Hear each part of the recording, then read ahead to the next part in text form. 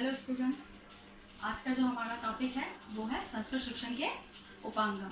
ठीक है, संस्कृत शिक्षण के जो उपांगम है वो तीन है। पहला जो है वो है मौखिक उपांगम।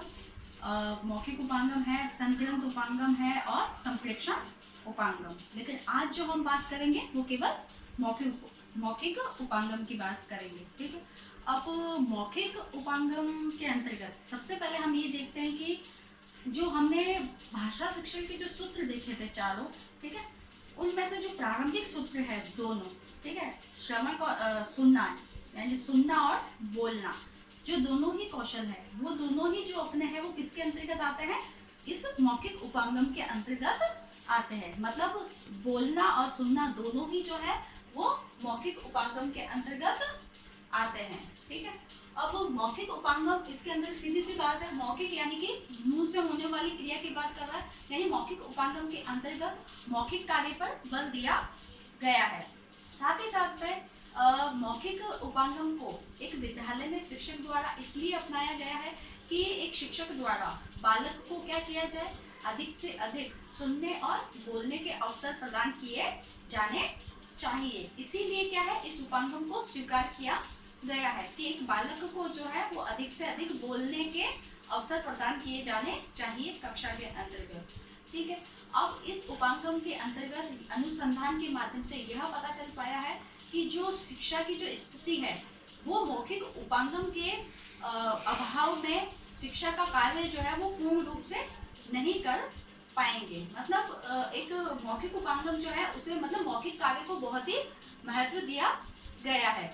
अब कुछ ऐसे कारण हैं जिसकी वजह से मौखिक कार्य, मौखिक उपांगम जो है अपना, इसका समर्थन किया जाता है। अब क्यों समर्थन किया जाता है, किन कारणों से? वो है पहला कि भाषा मुख्यतः बोलना या भाषण है। मतलब भाषा का जो मुख्यतः रूप होता है वो कैसा होता है? बोलना या भाषण के रूप में होता है। मतलब एक व्यक्ति द्वारा जो विचार प्रकट किए जाते हैं वो किसके माध्यम से किए जाते हैं? भाषा के माध्यम से किए जाते हैं। और हमारी भाषा का जो रूप होता है वो कैसा होता है? मौखिक होता है। इसी कारण से मौखिक उपांगम का जो है वो समर्थन किया जाता है। दूसरा है, बालक अपनी मातृभाषा को पढ़ने और लिखने से पूर्व यह सीखता है कि उसे कैसे बोलना है। ठीक है, एक बालक क्या है, अपनी मातृभाषा को पढ़ने, यानी कि किसी भी विषय वस्तु को, किसी पुस्तक को पढ़ने से पहले क्या सीखता है कि भाई उसे पढ़ना कैसे है। ठीक है, सबसे पहले उस विषय वस्तु को पढ़ना कैसे है या कैसे बोलना है। तो पढ़ने से पहले क्या करेगा, उसे बोलने की कोशिश करेगा, यानी किसी भी विषय वस्तु को, किसी पुस्तक को क्या है, बोलना कैसे है ये सीखेगा। इस वजह से भी क्या किया गया है, इसका उपांगम, मौखिक उपांगम का समर्थन किया गया है।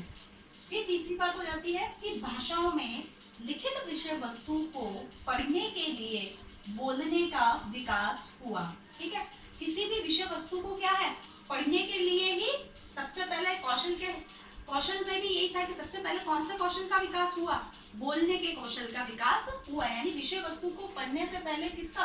बोलने के कौशल का विकास हो पाएगा। यानी कि एक क्रमबद्धता के साथ में कि सबसे पहले क्या है, बालक सुनता है, उसके बाद में ही क्या करता है, उसे बोलने का प्रयास करता है, उसके बाद वो पढ़ता है और पढ़ने के बाद ही वो लिखता है। यानी किसी भी भाषा में लिखित विषय वस्तु को किस प्रकार से बोलना है, हर भाषा में जिस प्रकार से बोलना है वही सबसे पहले उस चीज का विकास करने के लिए ही क्या होता है, बालक को इस उपांगम की आवश्यकता होती है। क्योंकि बिना मौखिक उपांगम के, बिना बोले, मतलब अलग अलग भाषाओं में भी काफी ग्रंथ लिखे हुए होते हैं और अलग अलग भाषाओं में भी किस प्रकार एक विषय वस्तु को बोलना सीखना है वो भी जो है वो बालक किसके अंतर्गत करता है, इसी उपांगम के अंतर्गत आता है। मौखिक उपांगम के गुण, मौखिक उपांगम के गुण में फर्स्ट जो है वो है हमारा, मौखिक उपांगम में सीखने की प्रक्रिया के मध्य शिक्षक उपस्थित होता है।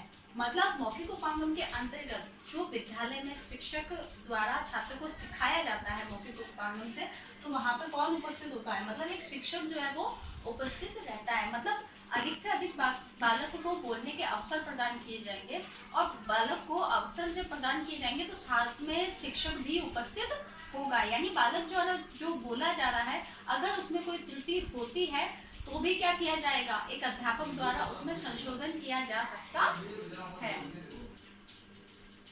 मौखिक उपांगों में क्या, फर्स्ट रूम में क्या था कि एक शिक्षक जो है वो कक्षा के अंतर्गत बालक की समस्या का समाधान करने के लिए उपस्थित रहता है, ठीक है। और दूसरी बात हो जाती है कि मौखिक उपांगम में बालक जैसा बोलता है वैसा ही लिखेगा।